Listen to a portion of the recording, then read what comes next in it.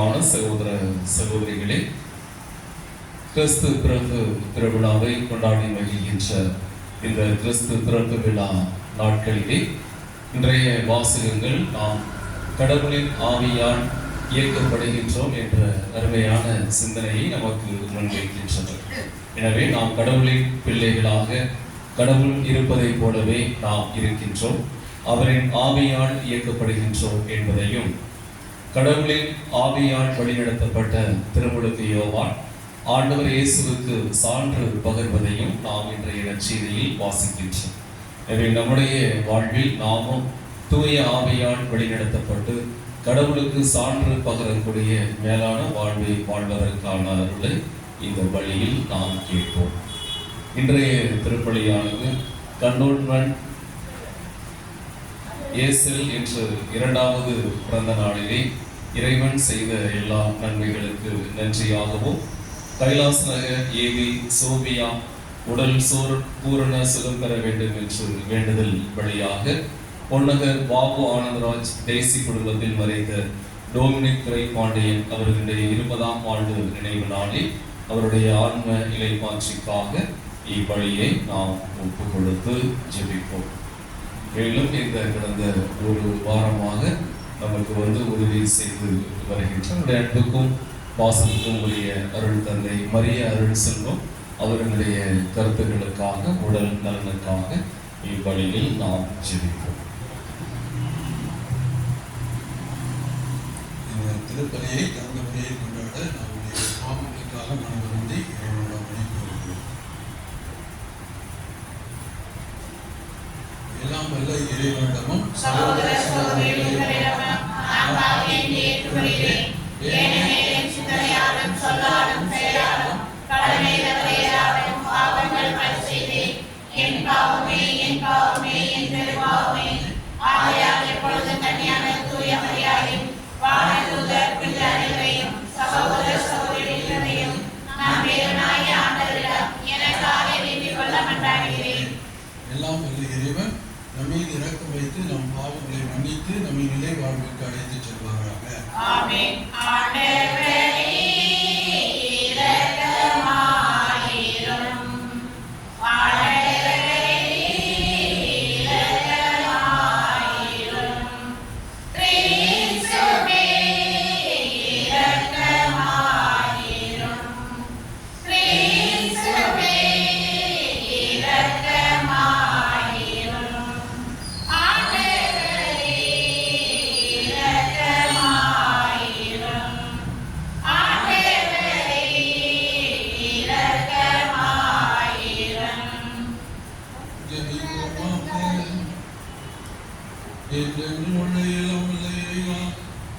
திருமகளுடைய வருகையின் புத்தொழி சுடர்வி சிலரே திருமணமானீரே. கண்ணியின் மரப்பேர் வழியாக எங்கள் மனித உடலின் சாயலில் அவர் பங்கு பெற்றதால் தகுதியடைந்துள்ள நாங்கள் அவருடைய அருளாட்சியிலும் பங்கு பெற தகுதி பெறுவோமாக. உம்மோடு தூயாவியாரின் மன்னிப்பில் இறைவனாய் என்றும் வாழ்ந்து ஆட்சி செய்கின்ற அவர் வழியாக உண்மை மன்றாடுகின்றோம்.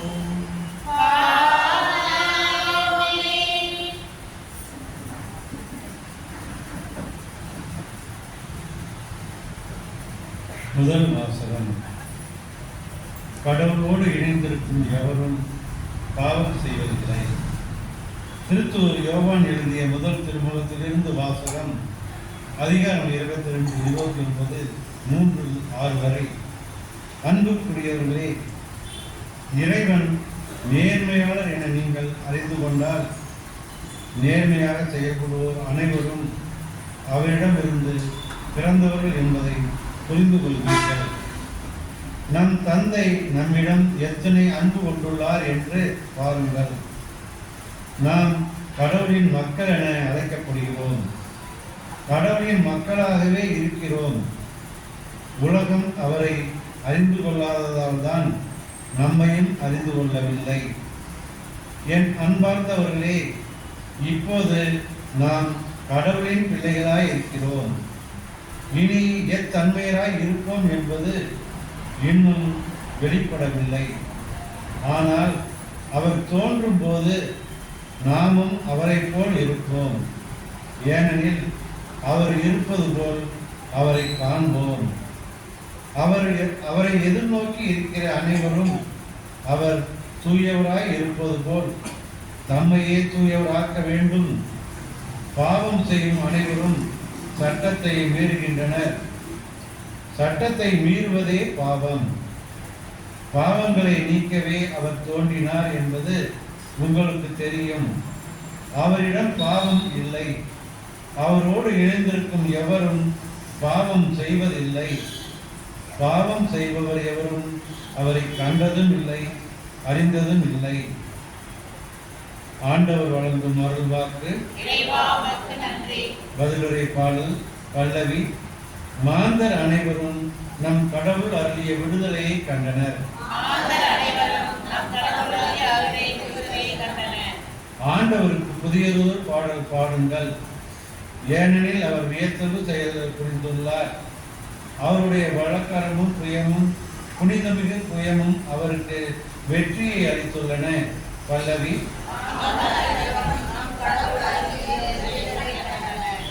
உலகெங்கும் உள்ள அனைவரும் நம் கடவுள் அருளிய விடுதலையை கண்டனர். உலகெங்கும் வாழ்வோரை அனைவரும் ஆண்டவரை ஆர்ப்பரித்து பாடுங்கள், மகிழ்ச்சியுடன் ஆர்ப்பரித்து புகழ்ந்தேத்துங்கள். பல்லவி. யாழினை மீட்டி ஆண்டவரை புகழ்ந்தேத்துங்கள். யாழினை மீட்டி இனிய குரலில் அவரை வாழ்த்தி பாடுங்கள். ஆண்டவராகிய அரசரின் முன்னே எக்காலம் முழங்கி கொம்பினை ஊதி ஆர்ப்பரித்து பாடுங்கள். பல்லவி.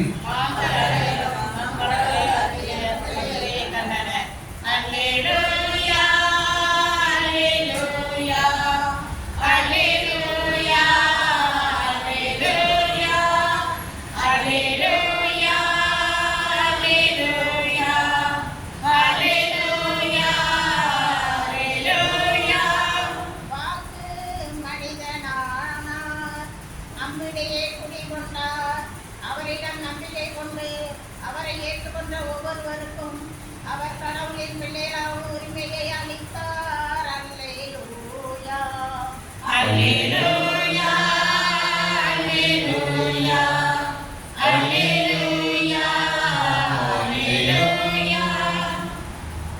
ஆண்டவர் உங்களோடு இருப்பாராக. யோவான் எழுதிய தூய நற்செய்தியிலிருந்து வாசகம். யோவான் நற்செய்தி அதிகாரம் 1 இறைவார்த்தைகள் 29 முதல் 34 வரை. அக்காலத்தில் இயேசு தம்மிடம் வருவதை கண்ட யோவான், இதோ கடவுளின் செம்மறியா இவரே, உலகின் பாவத்தை போக்குபவர். எனக்கு பின் வரும் இவர் என்னை விட முன்னிடம் பெற்றவர், ஏனெனில் எனக்கு முன்பே இருந்தார் என்று நான் இவரை பற்றியே சொன்னேன். இவர் யார் என்று எனக்கும் தெரியாதிருந்தது. ஆனால் இஸ்ரேல் மக்களுக்கு இவரை வெளிப்படுத்தும் பொருட்டே நான் வந்துள்ளேன். தண்ணீரால் திருமுழுக்கு கொடுத்தும் வருகிறேன் என்றார். தொடர்ந்து யோவான் சான்றாக கூறியது, தூய ஆவி பிராவை போல வானிலிருந்து இறங்கி இவர் மீது இருந்ததை கண்டேன். இவர் யார் என்று எனக்கு தெரியாதிருந்தது. ஆனால் தண்ணீரால் திருமுழுக்கு கொடுக்கும்படி என்னை அனுப்பியவர், தூய ஆவி இறங்கி யார் மீது இருப்பதை காண்பீரோ அவரை தூய ஆவியால் திருமுழுக்கு கொடுப்பவர் என்று என்னிடம் சொல்லியிருந்தார். நானும் கண்டே இவரை இறைமகன் என சான்றும் கூறி வருகிறேன். ஆண்டவரின் அருள்வாக்கு.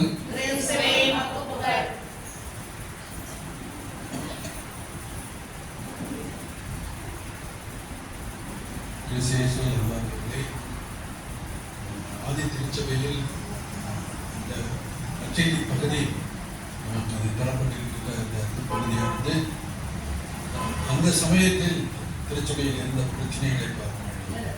அதாவது திருமுழுக்கு யோவானை ஒரு சாரார் அவரிடம் திருமுழுக்கு பெற்ற காரணத்தினால் அவர்தான் மெசியா என்று அவரை பின்பற்றியவருக்கு அவர் கூட்டம் இருந்தது. இன்னொரு பக்கத்தில் இயேசுவை ஏற்றுக்கொண்டு இயேசுவின் பின் சொல்கின்ற இயேசுதான் மெசியா, இயேசுதான் வரவேண்டியவர் என்ற கிறிஸ்துவர்கள் இருந்தார்கள்.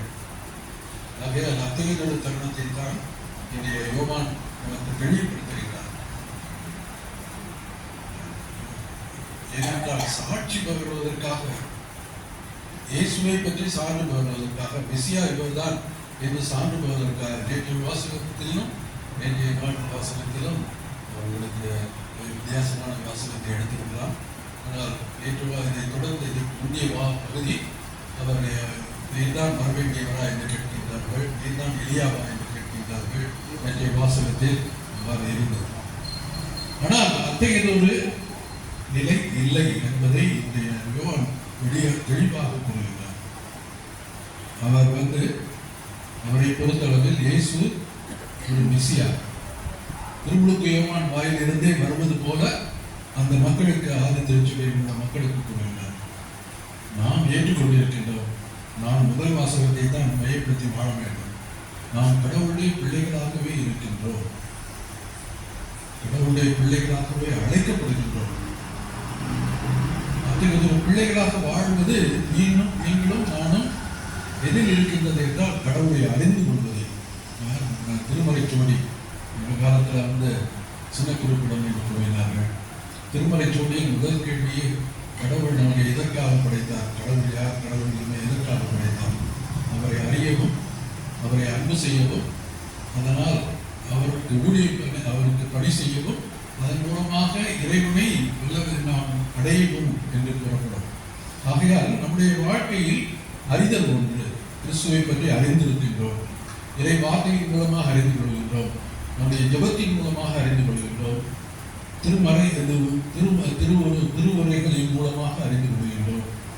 கடவுள் நமக்குள்ளே எப்போதும் நம்முடைய மனச்சாட்சியின் ஆவியின் மூலமாக பேசிக்கொண்டே இருக்கின்றார். எது நல்லது, எது அறிவது மட்டுமல்ல, அதை பயன்படுத்துவது, அன்பு செய்வது. திரேசா கூறுவார்கள், நான் என்ன செய்வது, கடவுளை அன்பு செய்வதும், எனக்கு அன்புக்குரியவரை எல்லா சமயத்திலும் அவருக்கு நிறைவு தரக்கூடிய எல்லா காரியங்களையும் செய்யும். அவர் அன்பு செய்ய அவர் நம்மை 100% அன்பு செய்கிறார். நாம் அவரை அன்பு செய்வதும், அவர் அன்பு செய்கின்ற அவர் விரும்புகின்ற எல்லா காரியத்தையும் செய்வதன் மூலமாகத்தான் நம்முடைய வாழ்வு கடவுளுடைய மக்களாக தொடர்ந்து நாம் வாழ முடியும். அதைத்தான் முதல் வாசகம் வலியுறுத்துகிறது. சட்டம் என்று கூறுகின்றார். அவர் சட்டம் என்று கூறுவது இயேசுடைய மதிப்பீடுகள், உண்மை, அன்பு, நீதி, நேர்மை, அவருடைய முதல் சட்டமே வரையறுத்து கூறுகின்றது. கடவுளை எல்லாவற்றுக்கும் மேலாக அன்பு செய்வது, அதுக்கு இணையாக மற்றவர்களை அன்பு செய்வது. கடவுளை அன்பு செய்யறதுக்கு நமக்கு ஒன்றும் பிரச்சனையே இல்லை. ஆனால் பிறரை அன்பு செய்வது, நமக்கு அருகாமையில் உள்ளவர்களை அன்பு செய்வது தான் பிரச்சனை. ஆனால் அவ்வாறு அன்பு செய்வதெல்லாம் இதே யோவான் கூறுவார், காணக்கூடிய மனிதர்களை அன்பு செய்யாமல் எப்படி கடவுளை அன்பு செய்ய முடியும் என்ற கேள்வி இருந்தார். அவையாளர்களே, சட்டம் என்று கூறுகின்ற போது நாம் இயேசுவினுடைய அந்த பாதையில், இயேசுவினுடைய வழியில், இயேசுவினுடைய மதிப்பீடுகளில் நாம் வாழ்வாக்கிக் கொள்வது. அது நம்முடைய மனச்சாட்சியில் அவ்வப்போது இது நல்லது, இது தேவையற்றது என்று கூறுகின்றது. ஆகையால் நாம் ஒன்று கூடி வந்திருக்கிறது கடவுளுடைய பிள்ளைகள். கடவுளுடைய பிள்ளைகளாக வாழ வரணும்.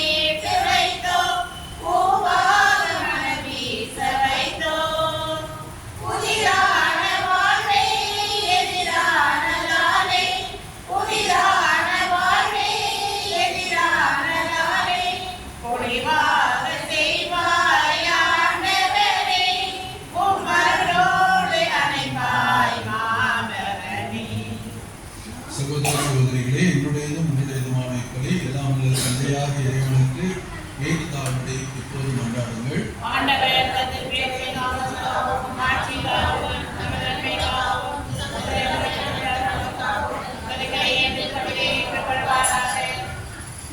என்றுமுள்ள எல்லாம் வல்ல இறைவா, உம்முடைய திருமறை வழியாக எங்களை உம் படைப்புகளாக்கி உம்மை வேண்டுகின்றோம். இவ்வாறு உதாரணினால் அவருடைய சாயலில் நாங்கள் காணப்பட அவரில் எங்கள் இயல்பு உம்மோடு இணைந்திருக்கவும் கனிவாய் அருள்வீராக. உம்மோடு தூயாவியாரை ஒன்றிப்பில் இறைவனாய் என்றென்றும் வாழ்ந்து ஆட்சி செய்கின்ற அவர் வழியாகவே உம்மை மன்றாடுகின்றோம்.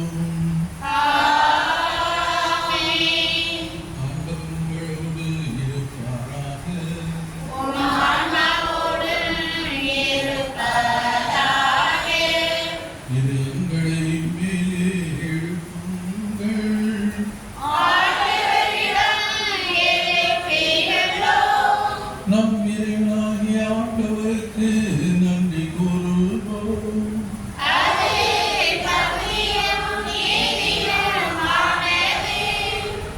ஆண்டவரே, தூயவரான தந்தையே, என்றும் உள்ள எல்லாம் அல்ல இறைவா, எங்கள் ஆண்டவராய கிறிஸ்துவையாக இந்நாளும் இவ்விடத்திலும் நாங்கள் உனக்கு நன்றி செலுத்துவது மெய்யாகவே தகுதியும் நீதியுமாகும். எங்கள் கடமையும் மீட்புக்குரிய செயலுமாகும். எமக்கு மீட்பு தரும் உறவு பரிமாற்றம் கிறிஸ்துவின் ஒளி வீசுகின்றது. ஏனெனில் உமது வாக்கு வலுக்குறைந்த எங்கள் இயல்பை எடுத்தபோது சாவுக்குரிய மனிதத்தன்மை முடிவில்லா ஆட்சி வருவதோடு அல்லாமல் நாங்களும் வியப்புக்குரிய இந்த உறவு ஒன்றிப்பினால் நிலை வாழ்வில் பங்கு பெறுகின்றோம். ஆகவே வானதூதர் திரளோடு ஒன்று சேர்ந்து நாங்களும் நம்மை புறந்தேற்றி மகிழ்ச்சியுடன் அறிக்கையிட்டு சொல்வதாவது: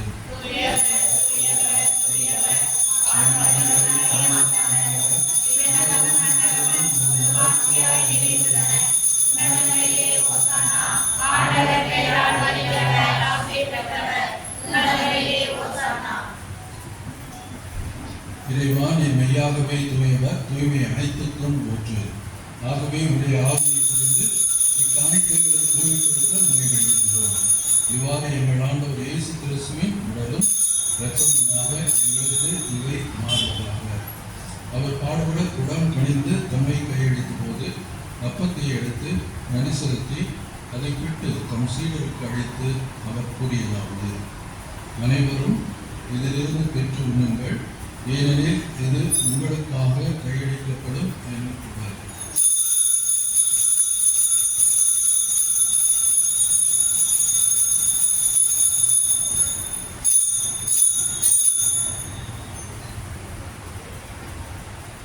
அவ்வளவே இரவு விருந்தை அருந்திய பின் கிணத்தையும் எடுத்து மீண்டும் உமக்கு நன்றி கூறி தம் சீடர்களுக்கு அழைத்து அவர் கூறியதாவது: அனைவரும் இதிலிருந்து பெற்றுக் கொள்ளுங்கள், ஏனெனில் இது புதிய நிலையான உடன்படிக்கைக்குரிய இரத்தத்தின் கிண்ணம். இது பாவ மன்னிப்புக்கென்று உங்களுக்காகவும் பலருக்காகவும் சிந்தப்படும். இதை நினைவாக செய்யுங்கள்.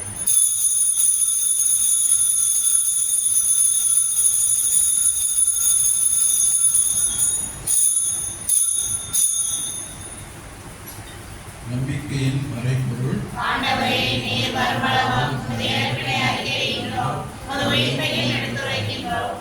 ஆகவே இறைவா, நாங்கள் கிறிஸ்துவின் இறப்பினையும் உயிர்ப்பினையும் நினைவுகூர்ந்து வாழ்வு தரும் அப்பத்தையும் உயிர் படைக்கும் கிணத்தையும் ஒப்புக் கொடுக்கின்றோம்.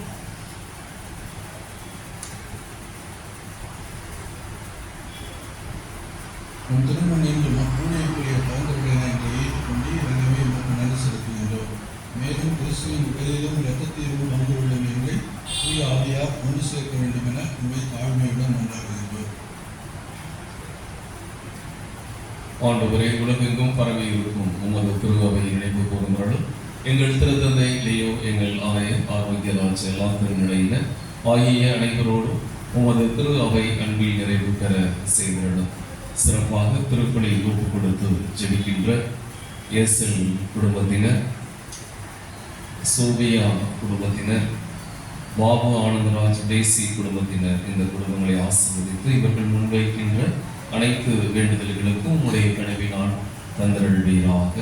உயிர்ப்பில் மிக நோக்குடன் துயில் கொள்ளும் எங்கள் சகோதர சகோதரிகளையும் இறந்தோர் அனைவரையும் இரக்கத்துடன் நினைவு கூர்ந்து உமது திருமுக ஒளியில் ஏற்றவர்களும் எங்கள் அனைவர் மீதும் இரக்கமாயிரும். கடவுளின் கன்னித்தாயான புனித மரியா, அவருடைய கணவரான புனித யோசேப்பு, புனித திருத்தூதர்கள், இவ்வுலகில் உகந்தவராக இருந்தோம்.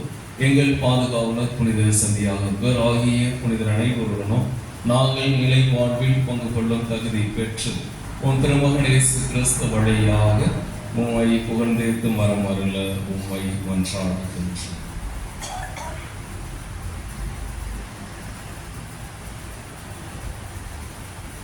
இவர் வழியாக இவரோடு இவரே எல்லாம் வல்ல இறைவனாகிய தந்தையே, தூய ஆவியாரின் ஒன்றிப்பில் எல்லா புகழும் ஆட்சியும் என்றென்றும் உமக்கு உரியதே.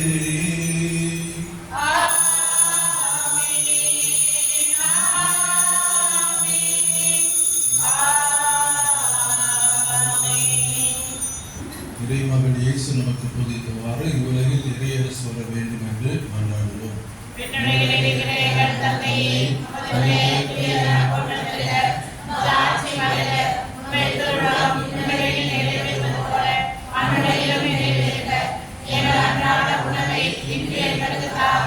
எங்களுக்கு எதிராக குற்றம் செய்வோரை நாங்கள் மன்னிப்பது போல எங்கள் குற்றங்களை மன்னியும். எங்களை சோதனைக்கு உட்படுத்தாதையும் தீர்விலிருந்து எங்களை தரலாம். ஆண்டவரே, தூய்மை அனைத்திலும் எங்களை விடுவித்து எங்கள் வாழ்நாளில் அமைதியை கனிவுடன் அருளமை மன்றாடுகின்றோம். உமது இரக்கத்தையும் உதவியா நாங்கள் பாவத்திலிருந்து எப்போதும் விடுதலை பெற்று யாதொரு கலக்கமும் இன்றி நலமாயிருப்போமாக. நாங்கள் எதிர்நோக்கி இருக்கும் பேரின்பத்துக்காகவும் என் மீட்பராகிய இயேசு கிறிஸ்துவின் வருகைக்காகவும் காத்திருக்கின்றோம். ஆண்டவராகிய இயேசு கிறிஸ்துவை அமைதியை உங்களுக்கு விட்டுச் செல்கின்றேன், என் அமைதியை உங்களுக்கு அளிக்கின்றேன் என்று முதல் தூதர்களுக்கு முடிந்தீரே. எங்கள் பாவங்களை பாராமல் உமது திரு அவையின் நம்பிக்கையை கண்ணோக்கி உமது திருவுளத்திற்கு ஏற்ப அதற்கு அமைதியும் ஒற்றுமையும் அளித்தருவீராக. என்றென்று வாழ்ந்து ஆட்சி செய்கின்றனர் நீரே. ஆண்டவருடைய அமைதி உங்கள் அனைவரோடு இருப்பதாக. ஒருவருக்கொருவர் உறவின் வாழ்த்துதை தெரிவித்துக் கொள்வோம்.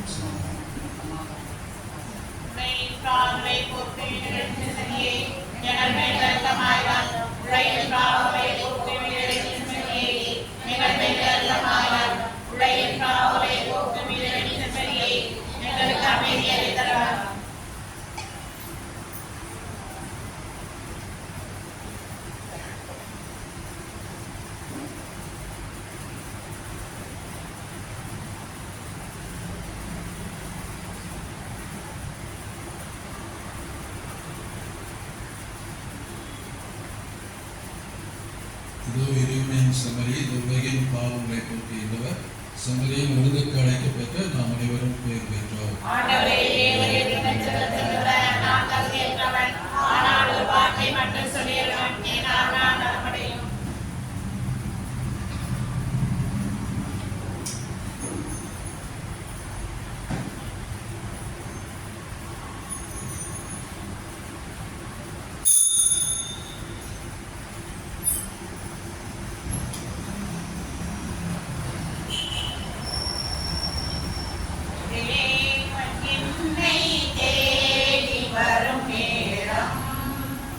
ஆனந்த கவிதை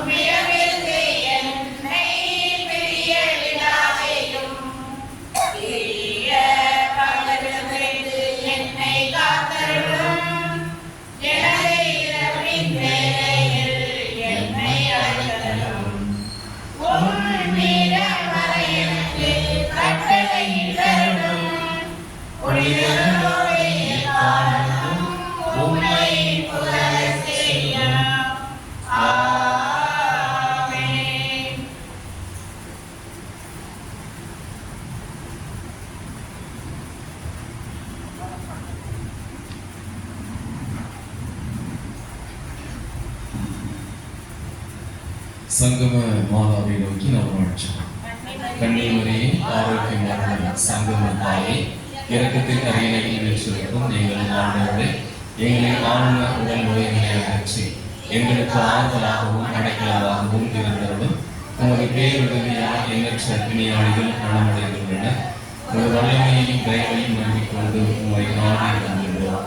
உன் திருமகனையும் உண்மையும் அன்பு செய்து இறைத்தவர்களாக நாங்கள் நெருங்குவாக செய்தோம். எங்களை ஆன்ம அருள் வாழ்வை பலப்படுத்தியதும் உலக துன்பங்களாலும் மனவேதனைகளாலும் பலனுகின்றவர்களுக்கு அருகில் இருந்து ஒரு தாய் எங்களின் ஆறுதல்களையும் துன்ப வேதனைகளில் நின்று எங்களை காத்தருளும். பாவசேற்றின் சிக்குண்டவர்களை அருள் நேரம் கண்ணவி புனிதராக்கியவர்களும் இளைய காட்சியில் சாந்தமுள்ள இறைமகனை ஈன்றெடுத்த தாய் அந்த உதவியை நாடியவர் எவராகிலும் உம்மால் ஒருபோதும் கைவிடப்பட்டதில்லையே. உங்களுடைய துயர வேலைகளில் எங்கள் தஞ்சமாக இருக்கிறீர்கள் என்று உறுதியாக இருக்கிறோம்.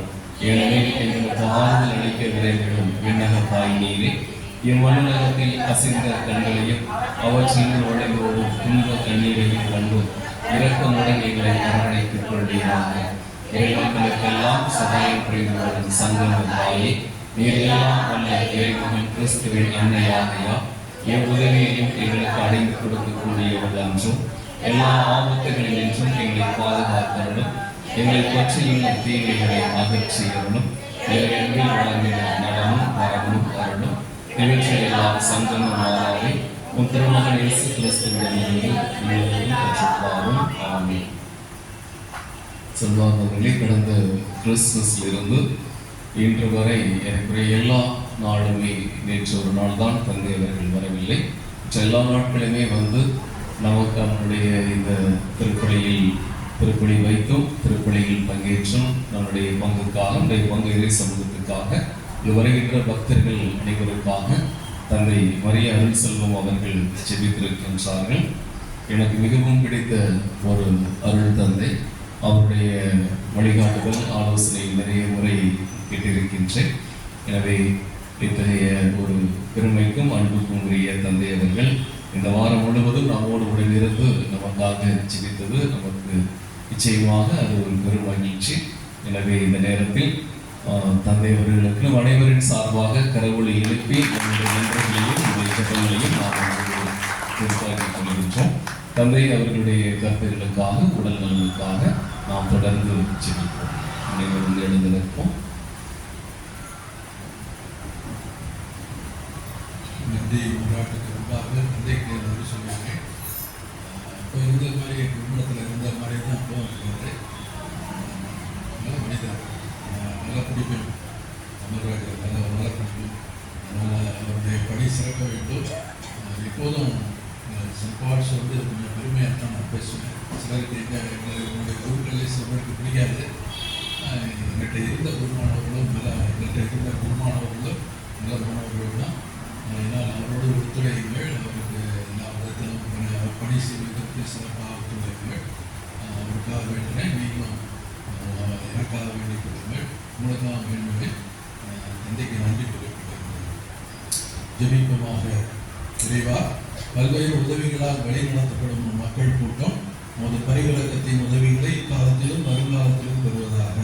இவ்வாறு கடந்து செல்லும் இவ்வுலக பொருள்கள் தரும் தேவையான ஆறுதலால் கூட்டம் பெறும் அக்கூட்டம் மிகுந்த நம்பிக்கையோடு நிலையானவற்றை அடைய முயற்சிப்பதாக. எங்கள் ஆண்டவராய் கிறிஸ்துவியாக உம்மை மன்றாடுகின்றோம். ஆண்டவர் உம்மோடு இருப்பாராக. எல்லாம் வல்ல இறைவன் தந்தை மகன் தூய ஆவியார் நம் அனைவரையும் ஆசீர்வதிப்பாராக. சென்று வாழ்வோம். திருப்பலி நிறைவேறுகிறது.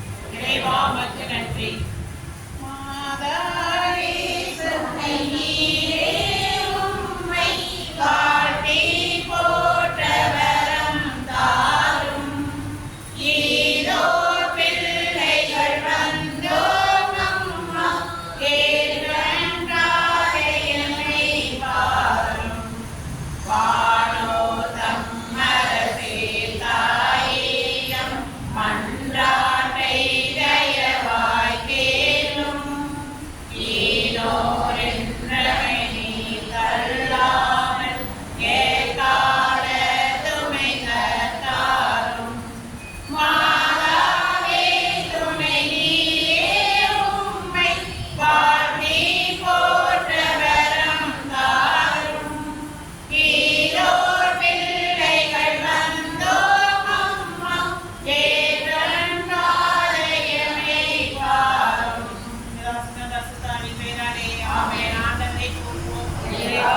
நன்றி.